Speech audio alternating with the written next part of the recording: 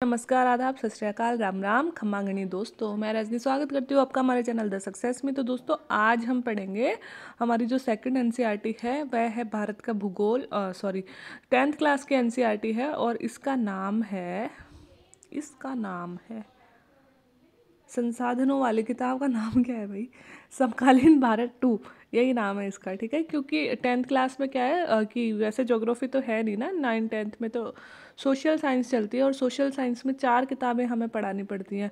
एक तो हिस्ट्री आती है, एक ज्योग्राफी आती है, एक इकोनॉमिक्स आती है और एक पॉलिटी आती है। ऐसे ही 9th में 4 किताबें आती है। बड़ा वाइड सिलेबस बना देते हैं 10th क्लास का, इसीलिए 10th क्लास हार्ड हो जाती है, ठीक है। तो ये चारों किताबें हमें पढ़नी पड़ती है 10th क्लास में और इन्हीं किताबों में से जो हमारी ज्योग्राफी है वो है भारत 2, है ना। और ये 9th में जो हमने पढ़ी थी इंडियन ज्योग्राफी पढ़ी थी, है ना। अब 10th में हम पढ़ेंगे मानव भूगोल, है ना। मानव भूगोल के बारे में मतलब ये वास्तव में अपना जो इसमें सिलेबस दिया गया है, संसाधन और विकास, वन और वन्य जीव संसाधन, जल संसाधन, कृषि, खनिज और ऊर्जा संसाधन, विनिर्माण उद्योग, राष्ट्रीय अर्थव्यवस्था की जीवन रेखाएं, है ना। ये सब हमारे मानव भूगोल का सिलेबस है, जो कि हम बोलते हैं ह्यूमन ज्योग्राफी, उसी का सिलेबस है। और कुछ कुछ ऐसे बोल दो इकोनॉमिक्स में भी आते हैं संसाधन वगैरह, है ना, कृषि वगैरह, खनिज वगैरह, ये मतलब जो हमारी आर्थिक भूगोल होती है इकोनॉमिक ज्योग्राफी, उसमें भी आते हैं, ठीक है। तो 7 चैप्टर हैं इसके और वही 84 पेजों की किताब है। तो अपने लिए मतलब 98 मान लो, अपने लिए कोई बहुत भारी नहीं पड़ने वाली। हाँ दोस्तों, 11th 12th में एक सजेशन आपको बोलना चाहूँगी। 11th 12th में ना 2-2 किताब है, क्योंकि 11th 12th में तो ज्योग्राफी अपन को लेनी पड़ती है ना, तो 2-2 किताबें हैं 11th 12th में। अब आप मुझे सजेस्ट करो कि क्या हमें दोनों दोनों किताबें पढ़नी चाहिए, 11th की दोनों और 12वीं की भी दोनों किताबें, है ना। और या फिर मैं एक एक किताब भी पढ़ा दूँ, है ना, क्योंकि 11th में एक भौतिक भूगोल चलती है और एक शायद मानव भूगोल। और 12th में तो दोनों किताबें, मुझे 12th की ज्योग्राफी पसंद ही नहीं है ना, क्योंकि दोनों किताबें मानव भूगोल जैसी हैं, मानव बस्तियाँ, जनसंख्या, ये चैप्टर दिए हैं दोनों में। पता नहीं क्यों दोनों किताबें अच्छे से नहीं चलाई 12th ने, लेकिन चलो वो फिर बाद में डिस्कस कर लेंगे। अभी अपन 10th की ज्योग्राफी पढ़ते हैं। 9th 10th 11th 12th की ज्योग्राफी हमें ना सिर्फ मैं इतना बोलती हूँ, बोलते बोलते भूल जाती हूँ मैं, है ना।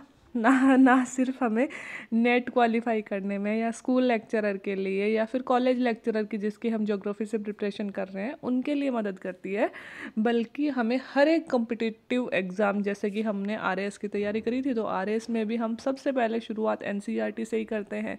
अगर हम आईएएस की तैयारी करते हैं तो आईएएस में भी इसी में करते हैं। और बाकी भारत का कोई भी ऐसा कम्पिटिटिव एग्ज़ाम नहीं है, first grade, second grade, third grade या फिर पटवारी ले लो, जिसमें ज्योग्राफी नहीं आती। और जो ज्योग्राफी जिनमें बेसिक ज्योग्राफी आती है बाकी एग्जाम्स में, वो इन्हीं 4 किताबों में से आती है, इनके बाहर से कुछ भी नहीं आता, है ना।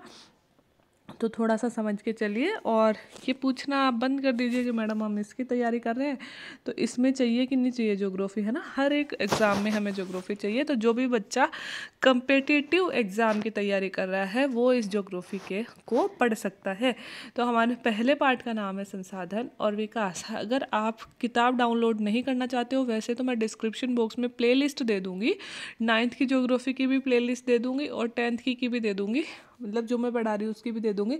लेकिन फिर भी आप बार कोड ये वाला स्कैन करके ये वाला लेसन खोल सकते हो, ठीक है, अगर आप किताब नहीं डाउनलोड करना चाहते तो अब हमारा पाठ का नाम है संसाधन और विकास। हम शुरू करते हैं। क्या आप उन वस्तुओं का नाम बता सकते हो जो गाँव और शहरों में हमारे जीवन को आराम पहुंचाते हैं?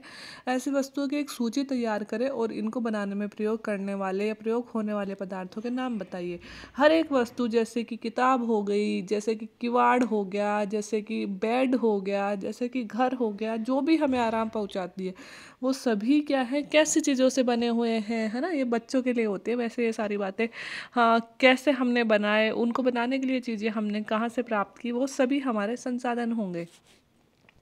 हमारे पर्यावरण में उपलब्ध प्रत्येक वस्तु जो हमारी आवश्यकताओं को पूरा करने में प्रयुक्त की जाती है और जिसको बनाने के लिए प्रौद्योगिकी उपलब्ध है, जो आर्थिक रूप से संभाव्य और सांस्कृतिक रूप से मान्य है, एक संसाधन है। हम जीवन में जो भी कुछ हम यूज़ में लेते हैं, है ना, और जिसको बनाने के लिए हमने कोई ना कोई टेक्नोलॉजी लगाई होगी, है ना, और जो आर्थिक रूप से संभाव्य मतलब हमें मिल सके, प्राप्त कर सके और सांस्कृतिक रूप से मान्य है ना, वो सभी क्या है, संसाधन हैं। हमारे पर्यावरण में उपलब्ध वस्तुओं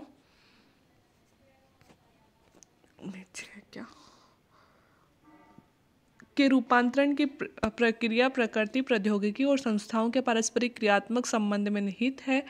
मानव प्रौद्योगिकी द्वारा प्रकृति के साथ क्रिया करते हैं और आर्थिक विकास की गति को तेज करने के लिए संस्थाओं का निर्माण करते हैं। प्रकृति ने हमें चीज़ें दी है और मानव अपने ज्ञान और टेक्नोलॉजी को यूज़ करके उन चीज़ों को अपने अनुसार ढाल के संसाधनों के रूप में कन्वर्ट कर देता है। क्या आप भी अन्य बहुत से लोगों की तरह संसाधनों को प्राकृतिक उपहार समझते हैं? ऐसा नहीं है। संसाधन मानवीय क्रियाओं का परिणाम है। मानव स्वयं संसाधनों का महत्वपूर्ण हिस्सा है। वे पर्यावरण में पाए जाने वाले पदार्थों को संसाधन में परिवर्तित करते हैं।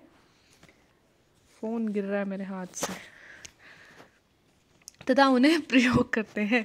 इन संसाधनों का वर्गीकरण निम्न प्रकार से किया जा सकता है। इसलिए ये बोल रहा है कि क्या हमें प्रकृति ने जो सारी चीज़ें दी है क्या वो सभी संसाधन है क्या? तो कह रहा है कि नहीं यार, सभी संसाधन नहीं है। मानव खुद एक संसाधन है पहली बात, और दूसरा मानव उन चीज़ों को संसाधन बनाता है। ऐसा नहीं है कि वो सब संसाधन है। मानव उनको अपनी दिमाग और टेक्नोलॉजी का यूज़ करके अपने लायक बनाता है। ऐसे तो पहाड़ पड़े थे, जब तक हमने पत्थरों को यूज़ करना नहीं सीखा तब तक हमारे पहाड़ किस काम के थे? जिस दिन हमने पत्थरों यूज़ करके उससे रोड बनाना या फिर उससे घर बनाना ये सब सीखा, तभी तो पहाड़ हमारे काम आए ना, है ना। इसलिए मानव अपने दिमाग का यूज़ करके उन संसाधनों का उपयोग करता है। इन संसाधनों का वर्गीकरण निम्न प्रकार से करते हैं। उत्पत्ति के आधार पर संसाधन दो प्रकार के होते हैं, जैव संसाधन, अजैव संसाधन। समाप्यता के आधार पर दो प्रकार के होते हैं, नवीकरणीय जिनको नया बनाया जा सकता है, अनवीकरणीय मतलब जो एक बार खत्म होने के बाद में फिर से हम नया नहीं बना सकते। स्वामित्व के आधार पर एक व्यक्तिगत मतलब पर्सनल, सामुदायिक मतलब सब लोगों के, राष्ट्रीय मतलब देश के होते हैं, और अंतर्राष्ट्रीय मतलब जो सारे विश्व का है। विकास के स्तर पर संभावित संसाधन, विकसित भंडार और संचित कोष। संभावित संसाधन मतलब जिन संसाधनों का हम यूज़ कर सकते हैं बट अभी तक हम उनका उपयोग नहीं करने लगे हैं। विकसित मतलब जो हम यूज़ कर चुके हैं, और संचित मतलब जो हमने स्टोरेज जिसका करके रखा है वो वाले संसाधन। ठीक है, तो अब हम इस चित्र का महत्व समझ लेते हैं। इसने कहा है मानव, और मानव ही प्रकृति का यूज़ करता है, फिर टेक्नोलॉजी का यूज़ करता है, और फिर संस्थाओं का यूज़ करके संसाधनों को बनाता है ना। और इस तरह से संसाधन जो ऊपर उसने वर्गीकरण किया है उसी की सारणी दी है कि संसाधन प्राकृतिक होते हैं या फिर मानवीय होते हैं। प्राकृतिक में नवीकरणीय योग्य जो नवीन बनाए जा सकते हैं, अनवीकरणीय योग्य जिसे नया नहीं बनाया जा सकता। तो नवीकरणीय में सतत प्रवाह है, जैसे कि पवन, जल, ये कभी ख़त्म नहीं होंगे, है ना। मतलब चक्र चलता रहता है, पवन का भी जल का भी, एक रूप से दूसरे रूप में चेंज कर सकते हैं बट ख़त्म नहीं होंगे। और जैविक संसाधन जैसे प्राकृतिक वनस्पति, वन्य जीव, ये भी नवीकरणीय है। वनस्पति हमने काट ली लेकिन हम और उगा सकते हैं। जीवन भी चक्र अपना चलता रहता है, मतलब जीव हम पैदा होते रहते हैं इस तरह से। अनवीकरणीय पुनः चक्रीय होते हैं, अनवीकरणीयों में चक्रीय होते हैं। अनवीकरणीय मतलब पुनः चक्रीय मतलब जो हम नए तो नहीं बना सकते जिनको, लेकिन एक रूप से दूसरे रूप में परिवर्तन कर सकते हैं। जैसे धातु, जैसे लोहा, लोहे का हमने गेट बना लिया, फिर लोहा वो पुराना हो गया तो इसको फिर से रिन्यू करके हमने कुछ और बना लिया उसका। इस तरह की होती है धातुएं। और अचक्रीय मतलब जीवाश्म ईंधन जैसे कोयला, पेट्रोल, प्राकृतिक गैस, ये सभी अचक्रीय हैं। ठीक है, मानवीय संसाधन में संरचनाएं और संस्थाएं, मात्रा और गुणवत्ता, यही सारी डिटेल्स हम इस लेसन में पढ़ेंगे। संसाधनों के प्रकार, जितनी इंडियन ज्योग्राफी इंटरेस्टिंग थी उतनी इंटरेस्टिंग नहीं लगेगी दोस्तों आपको। और ऐसा देखो, ऐसा है कि हमें इंटरेस्टिंग लगे नहीं लगे लेकिन एग्ज़ाम में क्वेश्चन ज़रूर बनते हैं, क्योंकि ज्योग्राफी के सारे पार्ट्स हमारे लिए मतलब इंटरेस्टिंग नहीं होते। जैसे कि हमने जलवायु विज्ञान, भौतिक भूगोल, समुद्र विज्ञान ये पढ़ेंगे जहाँ तक बड़ा अच्छा लगेगा अपन को, फिर इंडियन ज्योग्राफी पढ़ेंगे वो भी अच्छी लगेगी। लेकिन बाकी सारी आर्थिक भूगोल, जो हमारी एग्रीकल्चर ज्योग्राफी होती है ना, मानव भूगोल होती है, भौगोलिक चिंतक होता है, ये बहुत बोरिंग है और बहुत सारी चीज़ों में सिर्फ रट्टा मारना पड़ता है। इनमें तो फिर भी नहीं मारना, चिंतक वगैरह में, इनमें तो सिर्फ रट्टा मारना पड़ता है। तो जो हमें इंटरेस्टिंग नहीं लगे इसका मतलब ये नहीं है कि वो एग्ज़ाम में नहीं आएंगे, और ऐसी चीज़ों से एग्ज़ाम में क्वेश्चन आते हैं। तो हमें ये किताब भी उतनी ध्यान से पढ़नी है जितनी अपन ने पहले वाली पढ़ी है। अब संसाधनों के प्रकार। उत्पत्ति के आधार पर सबसे पहले जैव संसाधन। इन संसाधनों की प्राप्ति जीवमंडल से होती है और इनमें जीवन व्याप्त है, जैसे मनुष्य, वनस्पति जात, प्राणी जात, मत्स्य जीवन और पशुधन, मतलब जो सांस लेते हैं एक तरह से, है ना, वो सारे संसाधन, जैसे कि मछली हो गया, मनुष्य हो गया, पशु हो गए, ये सब। अजैव संसाधन वे सारे संसाधन जो निर्जीव वस्तुओं से बने हुए हैं, जैसे कि चट्टानें, धातुएं, ये सब कैसे संसाधन हैं जिनमें जीवन नहीं है, श्वास नहीं है, अजैव संसाधन है। समाप्यता के आधार पर नवीकरणीय योग्य संसाधन वे संसाधन जिन्हें भौतिक, रासायनिक, यांत्रिक प्रक्रियाओं के द्वारा नवीकृत या फिर पुनः उत्पन्न किया जा सकता है, मतलब एक बार खत्म हो जाते हैं तो हम और बना सकते हैं, उन्हें नवीकरणीय योग्य या फिर पुनः पूर्ति योग्य संसाधन कहते हैं, जैसे कि सौर ऊर्जा, पवन ऊर्जा, जल, वन्य जीवन आदि। इन सारे संसाधनों को सतत और प्रवाह संसाधनों में विभाजित किया जाता है। तो कई बार नीचे पूछ लिया जाता है निम्न में से कौन सा नव्यकरणीय संसाधन नहीं है। ऐसे क्वेश्चन तो आपने बेसिक देखे होंगे एग्जामों में, तो हमें पता होना चाहिए। सौर ऊर्जा नवीकरणीय, मतलब आज हमने सौर ऊर्जा का उपयोग कर लिया, फिर कल फिर से सूरज उगेगा, कल फिर से नई सौर ऊर्जा आएगी।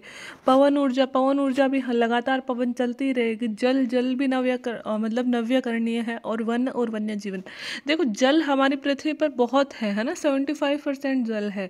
तो आज हम कहते हैं जल की कमी हो जाएगी, हम प्यासे मर जाएंगे, तो इसका मतलब ये नहीं है कि जल कम हो गया, जल तो है ना, लेकिन वो भौम जल के रूप में या तो अंदर चला गया या फिर हमने बहुत सारे जल को प्रदूषित कर दिया जो पीने योग्य नहीं रहा, इसलिए हम कहते हैं जल की कमी हो जाएगी। बाकी जल ऐसा नहीं है कि जल खत्म हो गया, जल खत्म नहीं हो रहा, जल तो चक्र के रूप में चलता रहता है। जल चक्र आपने पढ़ा होगा ना, वो चलता रहता है ना, इसलिए जल भी नव्यकरणीय संसाधन है। वन और वन्य जीवन भी नव्यकरणीय संसाधन है। फिर अनवीकरणीय योग्य संसाधन कौन कौन से हैं? इन संसाधनों का विकास लंबे भूवैज्ञानिक अंतराल में होता है। खनिज और जीवाश्म ईंधन इसी प्रकार के संसाधनों के उदाहरण हैं। इनको बनने में लाखों वर्ष लग जाते हैं। इनमें कुछ संसाधन और धातुएं पुनर्चक्रीय हैं तथा कुछ संसाधन और जीवाश्म अचक्रीय हैं, एक बार प्रयोग के साथ ही खत्म हो जाते हैं।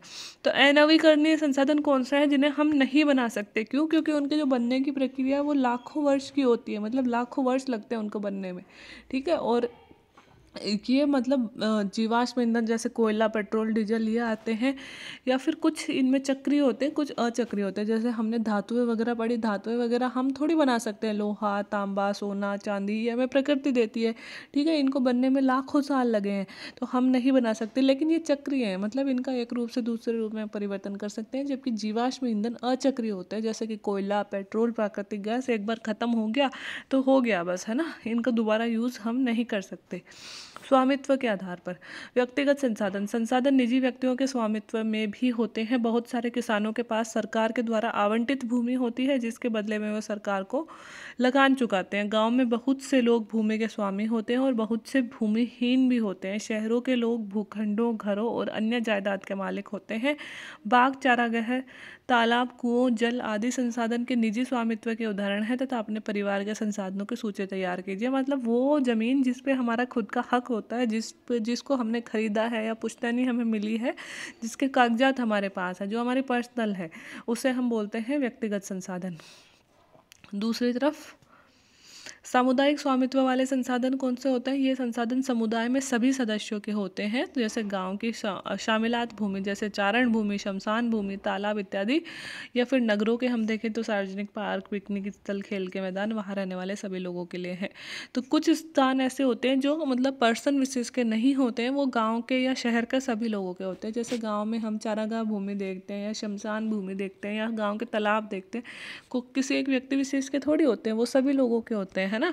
ऐसे शहरों में हम पार्क देखते हैं, घूमने की जगह देखते हैं, मतलब खेल के मैदान देखते हैं, वो सभी लोगों के होते हैं। इसलिए ऐसे संसाधनों को हम कहते हैं सामुदायिक स्वामित्व। राष्ट्रीय संसाधन तकनीकी तौर पर हमारे राष्ट्र में पाए जाने वाले, देश में पाए जाने वाले सारे संसाधन राष्ट्रीय संसाधन है। देश की सरकार को कानूनी अधिकार है कि वह इन व्यक्तिगत संसाधनों को आम जनता के हित में अधिग्रहित कर सकती है। जो भी देश में सभी प्रकार के संसाधन पाए जाते हैं हमारे देश के अंदर, वो सभी देश देश के संसाधन हैं। अगर हमारी भी कोई ज़मीन गवर्नमेंट को चाहिए होती है तो गवर्नमेंट हमें बाकायदा उसका हर्जाना देकर हमसे वो ज़मीन खरीद सकती है, ले सकती है। हम ना देना चाहें तो भी ले सकती है। क्यों? क्योंकि सार्वजनिक हित में ले सकती है। मतलब वहाँ पे अगर कोई रोड बनानी है या पे वहाँ पे गवर्नमेंट हॉस्पिटल बन रहा है और हमारी ज़मीन आ रही है, कोई गवर्नमेंट फैक्ट्री लग रही है और हमारी ज़मीन आ रही है, तो सरकार उस ज़मीन को ले सकती है, लेकिन बाकायदा हमें उस ज़मीन का हर्जाना देना होगा। उस हिसाब से देश के जो सारे संसाधन हैं वो किसके संसाधन हैं? गवर्नमेंट के संसाधन हैं, राष्ट्रीय संसाधन हैं। आपने देखा होगा कि सड़कें, नहरें, रेल लाइनें व्यक्तिगत स्वामित्व वाले खेतों में बनी हुई हैं। शहरी विकास प्राधिकरण को सरकार ने भूमि अधिग्रहण का अधिकार दिया हुआ है। मतलब जो शहरी विकास प्राधिकरण है वह हमारी भूमि का अधिग्रहण कर सकता है। सारे खनिज पदार्थ, जल संसाधन, वन और वन्य जीव राजनीतिक सीमाओं के अंदर सारी भूमि और 12 मील समुद्री तक महासागरीय क्षेत्र इसमें पाए जाने वाले राष्ट्र की संपदा है। Very very important point. देश में पाए जाने वाले सभी खनिज, सारा पानी, सारे वन हमारी राजनीतिक सीमाओं के अंदर जो भी भूमि है वो भी हमारे गवर्नमेंट की है। साथ ही समुद्र के अंदर कहाँ तक की भूमि? समुद्र के अंदर 12 समुद्री मील, है ना, समुद्री मील अलग मापी जाती है। और अगर हमारी लैंड किलोमीटर में कन्वर्ट करेंगे तो 22.5 किलोमीटर या फिर 22.2 किलोमीटर की जो भूमि है समुद्र के अंदर, वह उस तक गवर्नमेंट का अधिकार है। जैसे कि ये हमारा भारत है और इसके अगल बगल में समुद्र है, तो समुद्र के यहाँ हमारी सीमा से लेकर 12 समुद्री मील तक का एरिया हमारी गवर्नमेंट का है। इसमें आने से पहले गवर्नमेंट की परमिशन लेनी पड़ेगी। इसमें कोई भी नहीं आ सकता है। यह हमारी खुद की पर्सनल जगह मानी जाएगी। हर एक देश के लिए ये नियम लागू है, 12 समुद्री मील। ठीक है। अब है अंतर्राष्ट्रीय संसाधन। कुछ अंतर्राष्ट्रीय संस्थाएं संसाधनों को नियंत्रित करती हैं, जैसे तटरेखा से 12 समुद्री मील तक की दूरी पर खुले महासागरीय संसाधनों पर देश का अधिकार नहीं है। इन संसाधनों को अंतर्राष्ट्रीय संस्थाओं की सहमति के बिना उपयोग नहीं किया जा सकता है। तो देखो ये हमारा भारत है ना, जिसके दोनों तरफ समुद्र है ना, हमारे तीनों तरफ समुद्र है हमारे भारत के। तो कह रहा है 12 समुद्री मील तक तो हमारी खुद की ज़मीन मानी जाएगी, मतलब देश की ज़मीन मानी जाएगी।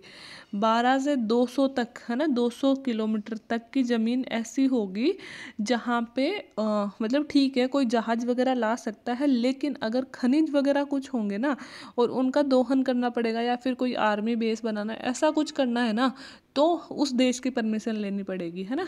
कब तक? 12 से लेकर 200 तक। और 200 किलोमीटर से आगे वाला जो समुद्र होता है वो सबका है, वो किसी के बाप का नहीं है, वो सबका है। ठीक है। तो यही ये बताना चाह रहा है कि 200 किलोमीटर समुद्री दूरी से आगे वाले जो महासागर है ना वो किसके होते हैं? वो सभी के होते हैं। ठीक है। विकास के आधार पर संसाधन, संभावी संसाधन, यह वे संसाधन हैं जो प्रदेश में विद्यमान होते हैं परंतु इनका उपयोग अभी तक नहीं किया गया है। उदाहरण के तौर पर भारत के पश्चिमी भाग विशेषकर राजस्थान और गुजरात में पवन और सौर ऊर्जा के संसाधनों की अपार संभावनाएं हैं, परंतु अभी सही ढंग से इसका विकास नहीं हुआ है। संभावित संसाधन मतलब जो हमारे पास मौजूद है और हमें पता भी है कि हमारे पास मौजूद है, लेकिन अभी हमारे पास में इतनी टेक्नोलॉजी नहीं है कि हम उसको यूटिलाइज कर पाएँ ढंग से, है ना। जैसे कि गुजरात और राजस्थान में सौर ऊर्जा और पवन ऊर्जा की बहुत अधिक संभावनाएं हैं, लेकिन अभी उतनी हम यूज़ नहीं कर पा रहे, उससे बिजली नहीं बना पा रहे। क्यों? क्योंकि वो बड़ी महंगी पड़ती है और हमारे पास वैसी टेक्नोलॉजी थोड़ी कम है, इतनी ज़्यादा है नहीं। विकसित संसाधन, वे संसाधन जिनका सर्वेक्षण किया जा चुका है और जिनके उपयोग, गुणवत्ता और मात्रा निर्धारित की जा चुकी है, विकसित संसाधन कहलाते हैं। संसाधनों का विकास प्रौद्योगिकी और उनकी संभावना के स्तर पर निर्भर करता है। तो विकसित कौन से संसाधन होते हैं? जो हमें मिल चुके हैं, जिनका हम उपयोग कर रहे हैं, जो हम ढूंढ चुके हैं और हमें पता है कि हमारे इधर सोने के खाने हैं, इधर पेट्रोल है, इधर डीजल है, वो संसाधन। ठीक है।